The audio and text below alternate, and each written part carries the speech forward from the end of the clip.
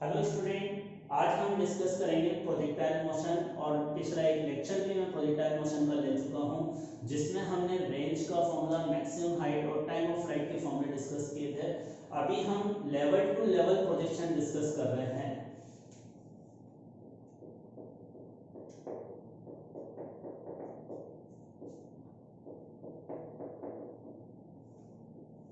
Projectile motion level to level projection का मतलब यह है कि यहां से हमने, ये स्टार्टिंग पॉइंट है और ये एंडिंग पॉइंट है, स्टार्टिंग और एंडिंग पॉइंट सेम हाइट पर है, तो ये कहलाता है लेवल टू लेवल प्रोजेक्शन। जितने भी फॉर्मूले हमने पिछली क्लास में डिस्कस किए थे वो सेम लेवल प्रोजेक्शन के लिए है, मतलब इनिशियल और फाइनल पॉइंट सेम हाइट पर होगा, उसके लिए फॉर्मूले हैं जो हमने फॉर्मूले निकाले थे। अगर हम इस पॉइंट को यहाँ की जगह यहाँ ले लेंगे, ए और बी अलग अलग हाइट पर है, तो इन अलग अलग हाइट के लिए वो फॉर्मूले काम नहीं करते हैं, वो बाद में हम डिस्कस करेंगे। अभी हम प्रोजेक्टाइल मोशन सेम लेवल में डिस्कस कर रहे हैं, तो अब इसकी कुछ एग्जांपल और डिस्कस करते हैं प्रोजेक्टाइल मोशन को समझने के लिए।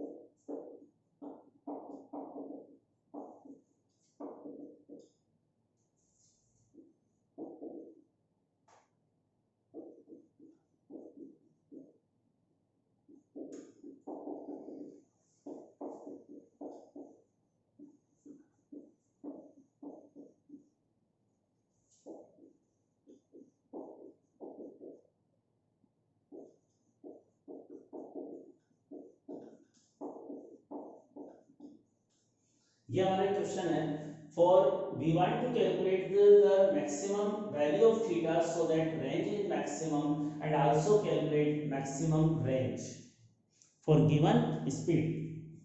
ये अपना अगला क्वेश्चन है, सॉल्व करें।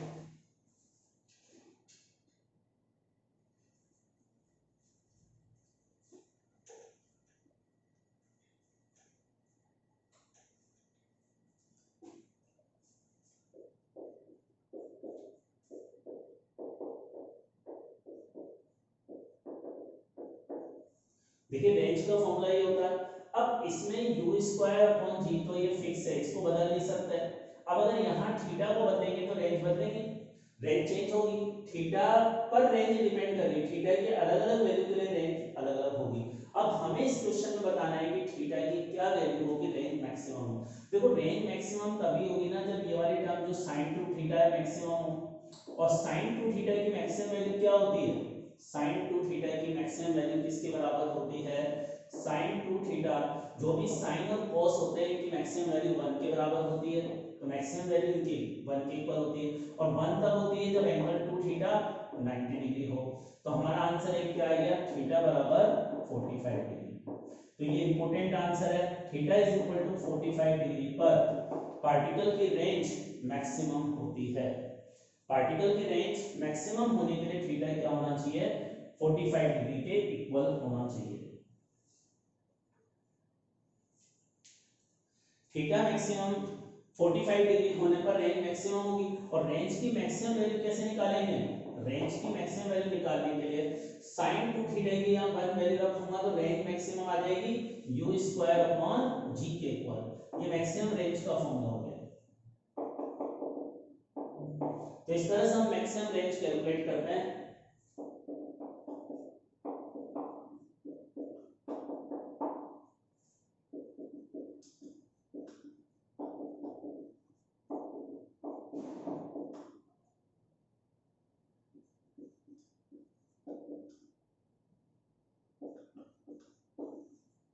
नाउ नेक्स्ट प्रॉब्लम में हमें कैपिटल एच का मतलब क्या है, मैक्सिमम हाइट, कैपिटल आर का मतलब range. We want to calculate the ratio of maximum height and range for given theta, मतलब थीटा जो है गिवन पैरामीटर है, हमें आंसर थीटा के टर्म में बताना है कि what will be the ratio of these two term.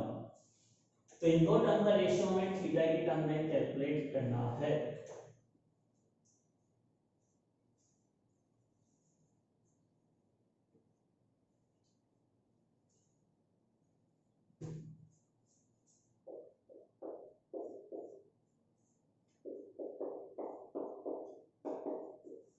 देखो h का formula u square sine square theta upon 2g होता है, और रेंज का फॉर्मूला क्या था, u square upon g into sine 2 theta था ना, और साइन 2 थीटा को ये लिख सकता हूं sine theta into cos theta.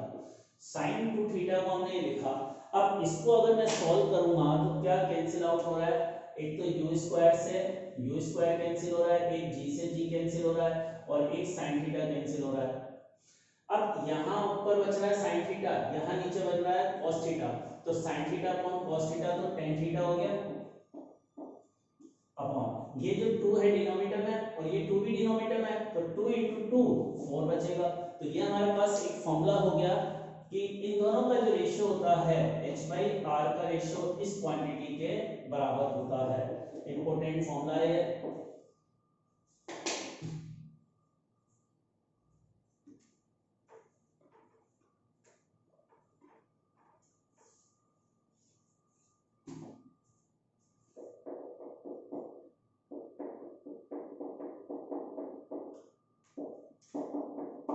Next problem. If maximum height and range are equal, then what will be the value of theta?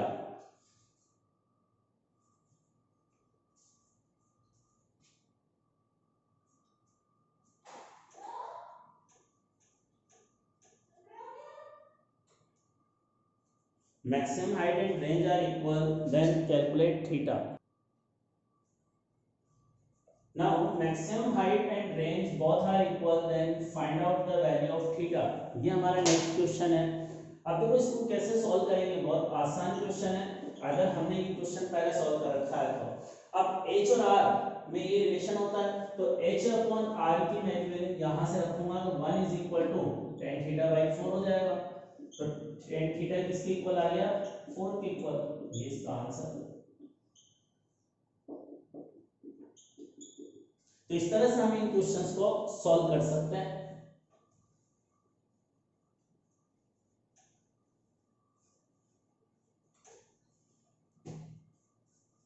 Next problem.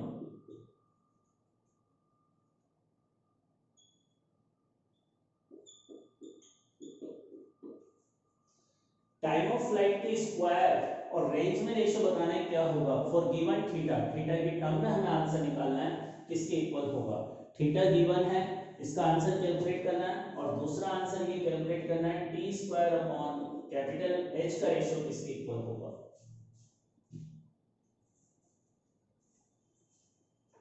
जल्दी से बताओ answer.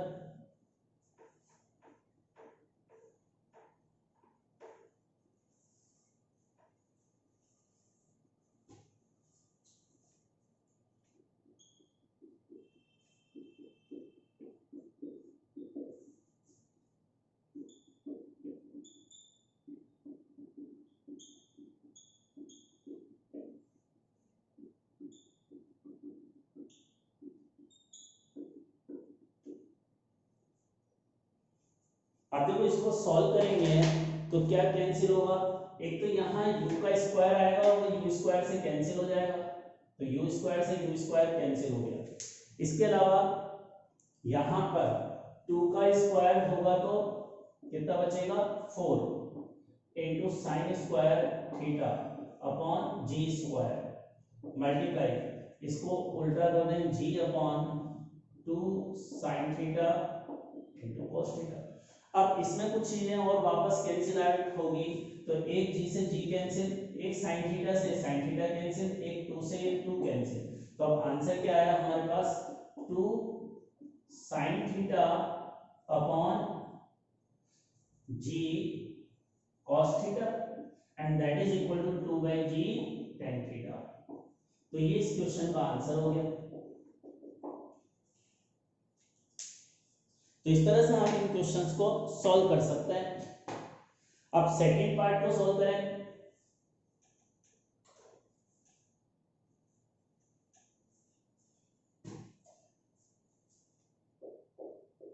T square upon H को solve करना है। एच का formula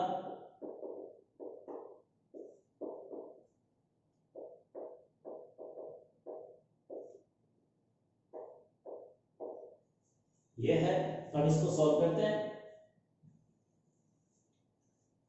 तो पहले की तरह हम इसको सॉल्व कर लेंगे, तो यू स्क्वायर से यू स्क्वायर कैंसिल, क्या आ जाएगा 4।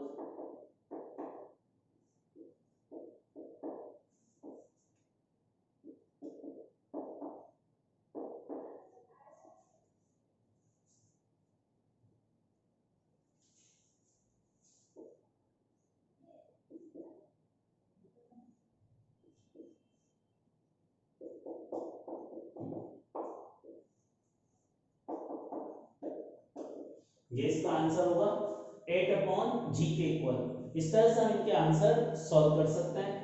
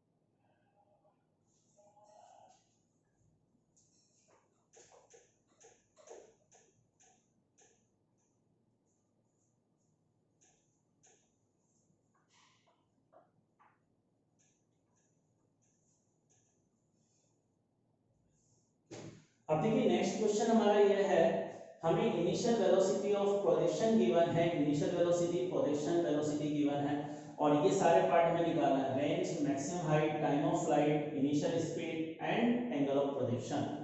अब इसको सॉल्व करने के लिए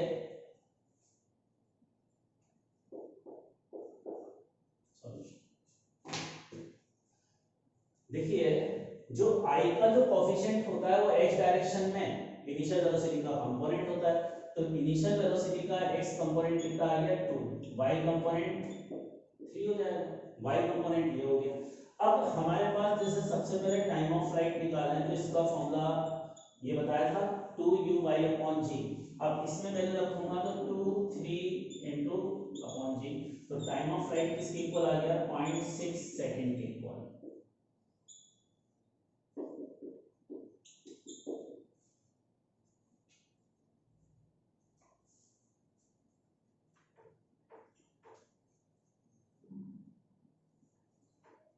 तो इस तरह से हम टाइम ऑफ फ्लाइट कैलकुलेट कर सकते हैं। क्लियर हुआ बच्चों?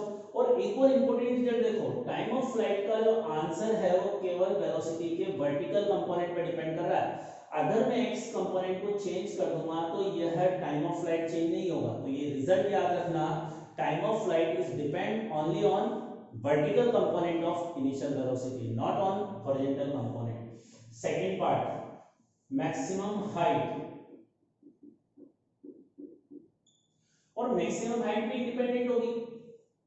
और इसका मतलब ये समझो, अगर मुझे y कंपोनेंट दे रखा है टाइम इनिशियल वेलोसिटी का, तो टाइम ऑफ फ्लाइट आ जाएगा, और टाइम ऑफ फ्लाइट आने के बाद मैक्सिमम हाइट भी कैलकुलेट हो जाएगी। तो अब मैक्सिमम हाइट क्या आएगी, uy की वैल्यू 3 और g की वैल्यू 10, तो यहां से 9/2 × 10, तो ये हो गया 4.5/10, इसका मतलब 0.45 मीटर। ये सेकंड पार्ट का आंसर। देखिए मैक्सिमम हाइट भी होगी। नेक्स्ट पार्ट है रेंज।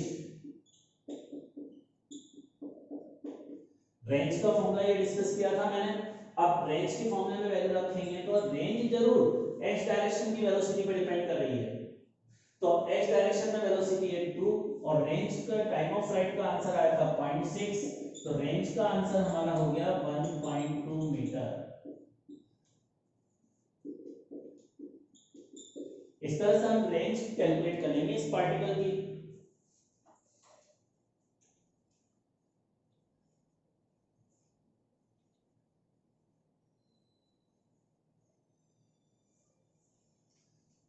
रेंज आने के बाद अब स्पीड देखो, x डायरेक्शन में हम ऐसे समझे,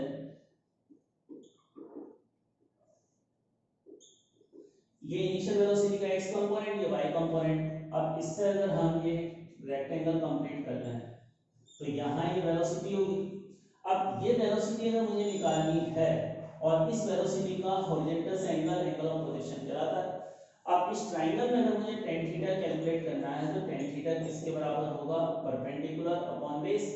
अब ये परपेंडिकुलर लाइन है और ये बेस है, तो परपेंडिकुलर डायरेक्शन में वेलोसिटी है uy अपॉन ux। तो थीटा को हम एंगल ऑफ पोजीशन को इस फॉर्मूले से निकाल सकते हैं। अब इसमें वैल्यू रखूंगा तो ux की वैल्यू तो कितनी थी हमारे पास, uy की वैल्यू 3 थी, तो 3 डिवाइडेड बाय 2, तो tan थीटा का आंसर हमारा ये आ गया। इस फॉर्मूले को भी याद रखें, ये बहुत जगह काम में आता है फिजिक्स में। जब भी तो वेक्टर का x कंपोनेंट y कंपोनेंट दे रखा हो तो उस वेक्टर का हॉरिजॉन्टल से एंगल निकालने के लिए, हॉरिजॉन्टल से एंगल निकालना हो तो ऊपर पहले वर्टिकल कंपोनेंट लिखूंगा और नीचे x कंपोनेंट लिखूंगा। अगर वर्टिकल से एंगल निकालूंगा तो ux अपॉन uy होगा।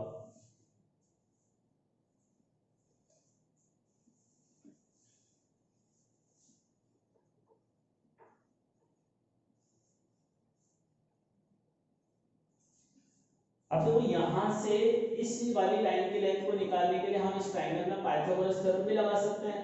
तो u स्क्वायर बराबर होगा ux square plus uy square, तो u इज इक्वल टू आ गया under root 2 square plus 3 square.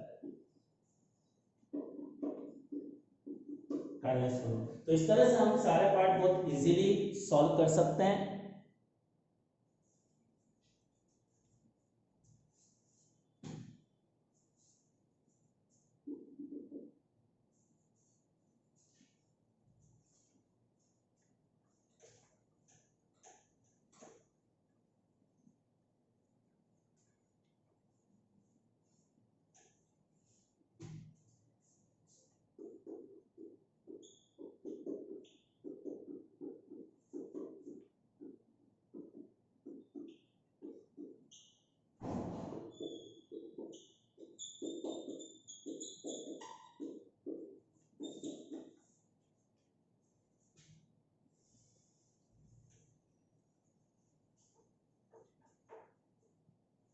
अब देखो पहले हमने पार्टिकल को थीटा एंगल पर थ्रो किया तो रेंज हमारे पास इसके इक्वल आई। अब एंगल ऑफ पोजीशन को 90 माइनस थीटा रखता हूं, थीटा की जगह मैंने angle of position 90 minus theta रखा, सेम स्पीड। तो अब नई रेंज किसके इक्वल आएगी, r2 इज इक्वल टू हो जाएगा u square upon g sin 2, और थीटा की वैल्यू क्या लिखना है 90 माइनस थीटा। क्वेश्चन में लिखा हुआ है सेकंड केस में एंगल ऑफ पोजीशन थीटा नहीं है 90 माइनस थीटा है, तो सेकंड केस में एंगल ऑफ प्रोजेक्शन हमें दे रखा है 90 माइनस थीटा। अब देखो इसको सॉल्व करेंगे तो क्या आ जाएगा u square upon g sin, इस 2 को अंदर मल्टीप्लाई करो तो 180 माइनस 2 थीटा, ये एक्सप्रेशन आया। अब 180 माइनस 2 थीटा कौन से क्वाड्रेंट में है, सेकंड, और सेकंड में साइन पॉजिटिव होता है, और 180 माइनस प्लस थीटा होता है तो साइन चेंज होता है क्या, चेंज नहीं होता ना, और इसकी वैल्यू क्या आ जाएगी u square upon g into ये sin 2 थीटा ही बचेगा। तो r2 रेंज और r1 रेंज इक्वल आई, और ये बहुत ही इंपॉर्टेंट रिजल्ट है।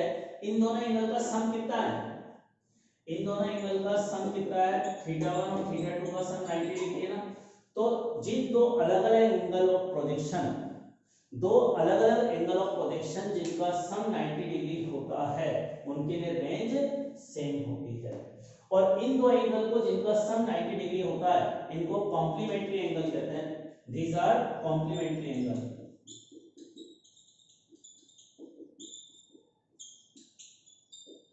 तो कॉम्प्लीमेंट्री एंगल के लिए रेंज क्या होती है, सेम होती है। दो अलग अलग एंगल ऑफ प्रोजेक्शन के लिए रेंज की वैल्यू सेम होती है। तो ये इसका हमारा इंपॉर्टेंट रिजल्ट। अब इस इंपॉर्टेंट रिजल्ट का यूज हम कैसे करेंगे उसको समझते हैं।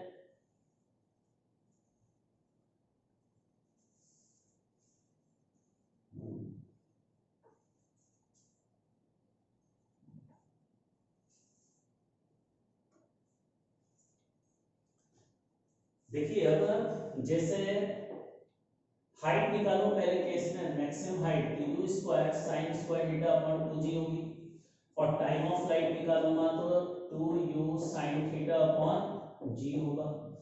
अब सेकंड केस में जब angle of position theta 2 90 minus theta है, तो अब मैक्सिमम हाइट क्या होगी? मैक्सिमम हाइट यहाँ थीटा की जगह 90 माइनस थीटा लिखूंगा तो क्या हो जाएगा, you square sine square 90 minus theta upon 2g। और साइन 90 माइनस थीटा जो cos थीटा होता है ना, तो ये h2 हाइट किसके इक्वल आ गई, you square cos square theta upon 2g। ये इस वाले सेकंड केस में मैक्सिमम हाइट किया है। और इसी तरह से अगर सेकंड केस में टाइम ऑफ फ्लाइट निकालूंगा तो साइन की जगह cos हो जाएगा, 2u cos theta upon g के इक्वल आ जाएगा। तो सेकंड केस में टाइम ऑफ फ्लाइट इसके बराबर होगा। अब जैसे मुझे बताओ h1 प्लस h2 कितना होगा, ये बताना है आपको। जो दो अलग अलग केस है, ये थीटा एंगल पर प्रोजेक्शन है, थीटा 90 माइनस थीटा पर प्रोजेक्शन है, तो इन दो मैक्सिमम हाइट का सम कितना होगा ये हमें निकालना है। तो हमें क्या क्या निकालना है, इन मैक्सिमम हाइट का सम निकालना है, t1 into t2 upon range, इसका रेशियो निकालना है।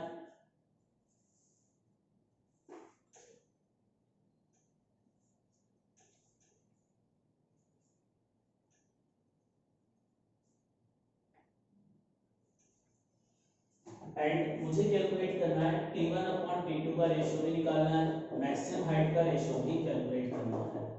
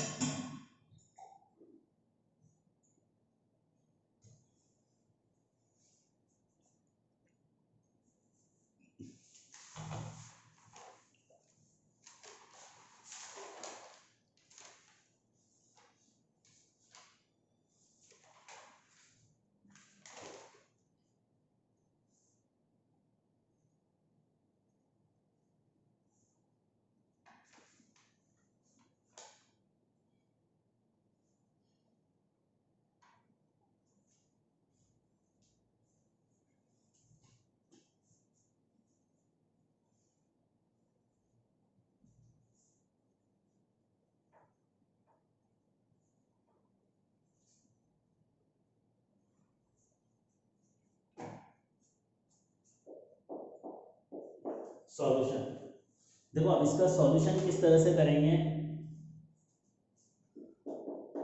h1 प्लस h2 निकालें सबसे पहले।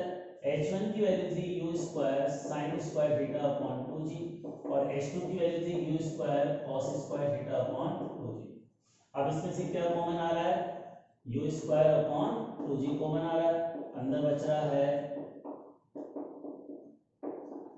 और बच्चों बताओ इस ब्रैकेट वाली वैल्यू किसके बराबर होती है, sign square theta plus cos square theta किसके इक्वल होता है, 1 के इक्वल होता है ना। तो अब इसका आंसर क्या आएगा, u स्क्वायर अपॉन 2g।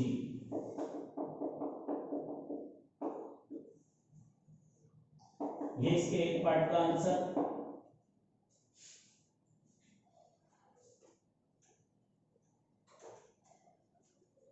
अब मैंने सेकंड पार्ट ये पूछा था t1 upon t2 upon r का रेशियो।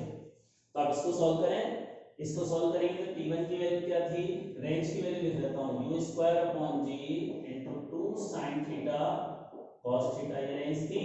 और t1 कितना था, 2u sin theta upon g into 2u cos theta upon g, ये आया था। अब इनका रेशियो निकालेंगे तो क्या आंसर आ रहा है, क्या क्या कैंसिल आउट हो रहा है चेक करो।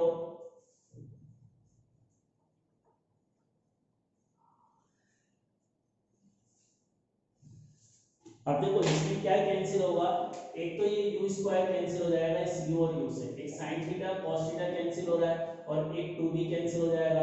तो बचेगा क्या अब आंसर में, ऊपर से तो यहाँ से 2 बचा और यहाँ एक g भी कैंसिल हो रहा है तो नीचे g बचा, तो ये अपना आंसर बचा 2/g।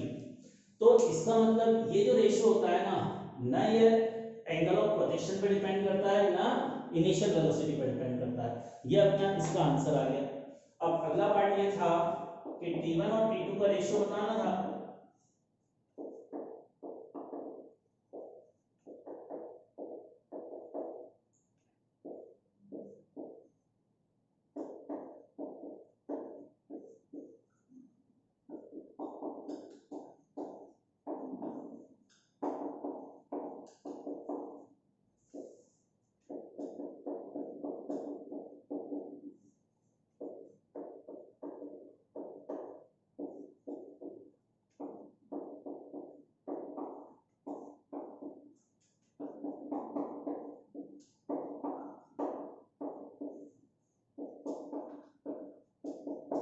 तो इस तरह से हम इन क्वेश्चंस को सॉल्व करेंगे। कर लें इसको नोट।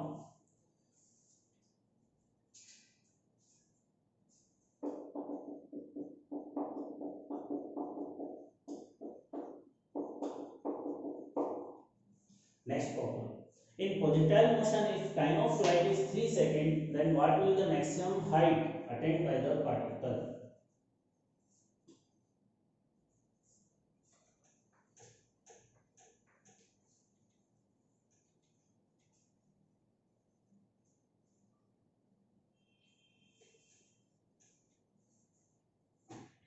Maximum height अगर 3 सेकंड है तो what will be the maximum height?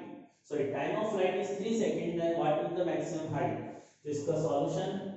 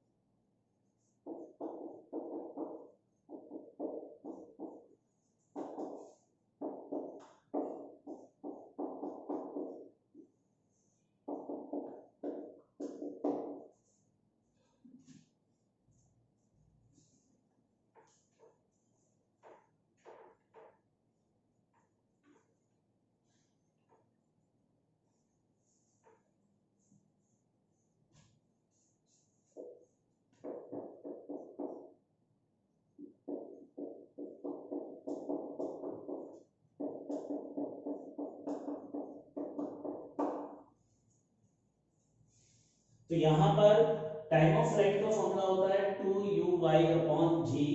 अब ये टाइम ऑफ फ्लाइट 3 सेकंड में रखा है तो इससे g की वैल्यू 10 होती है, इसमें रखकर uy निकाल लिया, uy आया 15। अब मैक्सिमम हाइट का फॉर्मूला इसके बराबर होता है, इसमें वैल्यू रखकर आंसर कैलकुलेट कर लेंगे। नेक्स्ट प्रॉब्लम है, दो अलग अलग प्रोजेक्टाइल मोशन है, दोनों का टाइम ऑफ फ्लाइट बराबर है, तो what will be the ratio of maximum height? अगर दोनों पार्टिकल का टाइम ऑफ फ्लाइट सेम है तो what will be the ratio of maximum height? देखो अगर टाइम ऑफ फ्लाइट सेम है तो मैक्सिमम हाइट का रेशियो क्या होगा ये बताना है हमें। तो अगर टाइम ऑफ फ्लाइट का जैसे फॉर्मूला ये होता है 2uy/g, टाइम ऑफ फ्लाइट अगर सेम है तो uy भी सेम होगा, दोनों पार्टिकल का uy फर्स्ट और सेकंड का सेम होगा।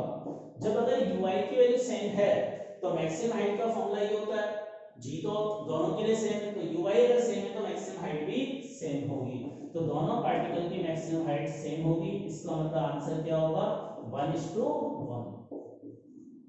तो हम इस तरह से इसका आंसर कैलकुलेट कर सकते हैं, टाइम ऑफ फ्लाइट से मैक्सिमम हाइट निकाली जा सकती है।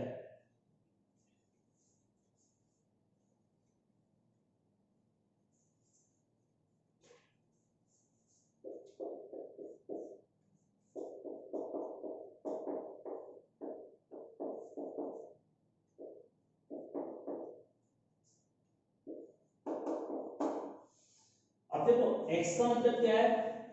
Displacement in x direction, y का मतलब है डिस्प्लेसमेंट इन y डायरेक्शन। कोई पार्टिकल xy प्लेन में इस तरह से मोशन कर रहा है कि उसका x कोऑर्डिनेट t टाइम के बाद ये है, y कोऑर्डिनेट ये है। A particle is moving in a xy plane, its position at time t is this one, then what will be its initial speed? Calculate its initial speed। इस particle की initial speed बतानी है क्या होगी। तो अब देखो इसका सॉल्यूशन कैसे करेंगे, इनिशियल वेलोसिटी निकालनी है और हमें velocity in function of time भी कैलकुलेट करनी है। एट टी टाइम पर इस पार्टिकल की वेलोसिटी क्या होगी वो हमें कैलकुलेट करनी है। तो देखो वेलोसिटी का फॉर्मूला x डायरेक्शन की वेलोसिटी होगी dx/dt। अगर इस x वाली इक्वेशन को डिफरेंशिएट करूंगा तो x डायरेक्शन में वेलोसिटी मिलेगी, और x डायरेक्शन में वेलोसिटी इसका डिफरेंशिएशन करने से क्या आ गई, इसको डिफरेंशिएट कर रहा हूं तो 2 कांस्टेंट t की पावर 3 का होगा 3t t-1, तो कितना आ गया इसका डिफरेंशिएशन 6t²। तो x डायरेक्शन में वेलोसिटी हमारे पास ये आ गई। इसी तरह से y डायरेक्शन में वेलोसिटी कैलकुलेट कर लेंगे।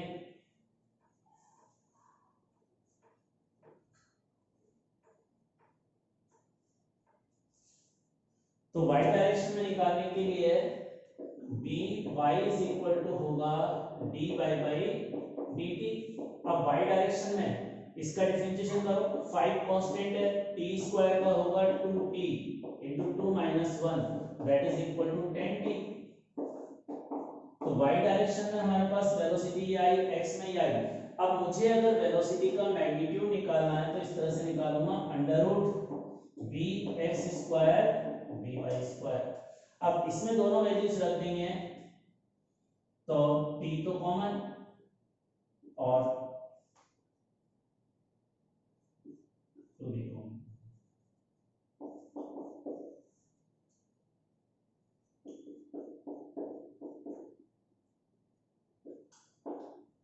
ये अपना आंसर एक पार्ट का दो।